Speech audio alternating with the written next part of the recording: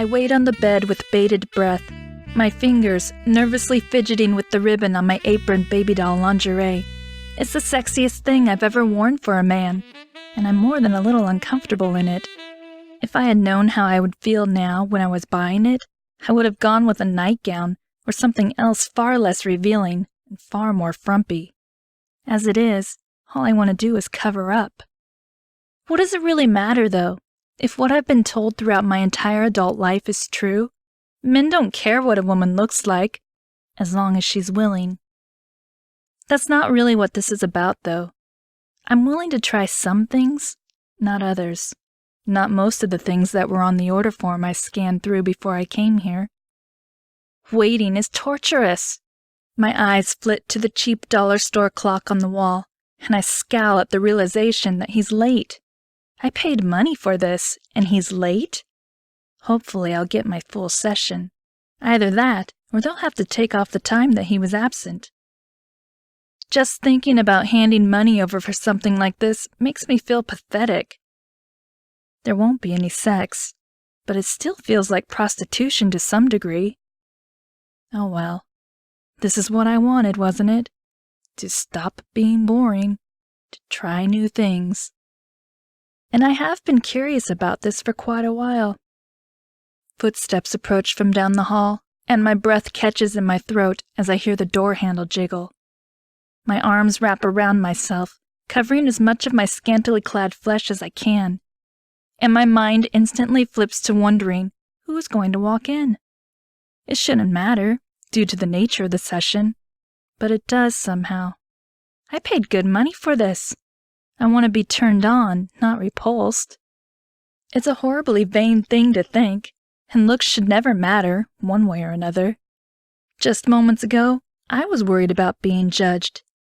And now... The door swings open, and I exhale with a whoosh, quickly trying to compose myself, though it's difficult when my hormones are suddenly going off the charts. This isn't what I expected at all. Not someone like him.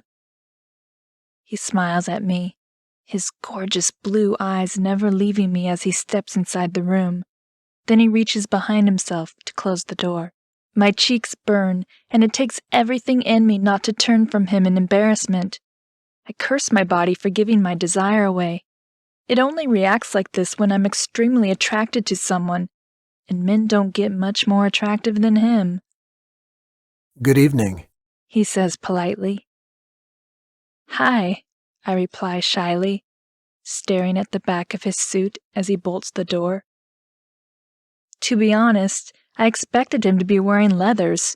Isn't that half of what BDSM is about? The dress code? Leathers and vinyl and tight shirts and harnesses? This guy looks like he might have just gotten off from work. His style is impeccable. There's not so much as a wrinkle on the dark gray business suit he's wearing. His hair is almost black, and it's gelled to be mussy, but still it's kept, one step above just fucked sexy.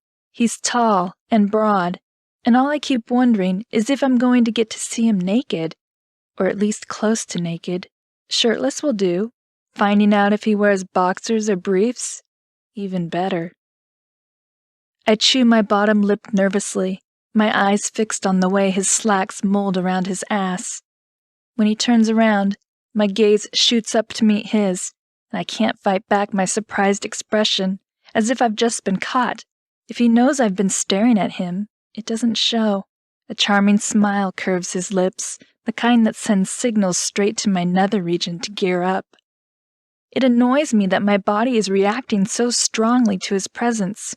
Perhaps it's because I'm so attracted to him, but also because I know those large, deft hands will eventually be touching me.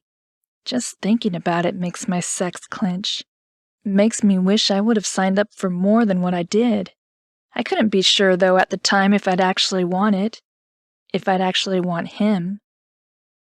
He approaches me, and I feel myself shrinking, my legs pressing together, my arms hugging tighter around myself.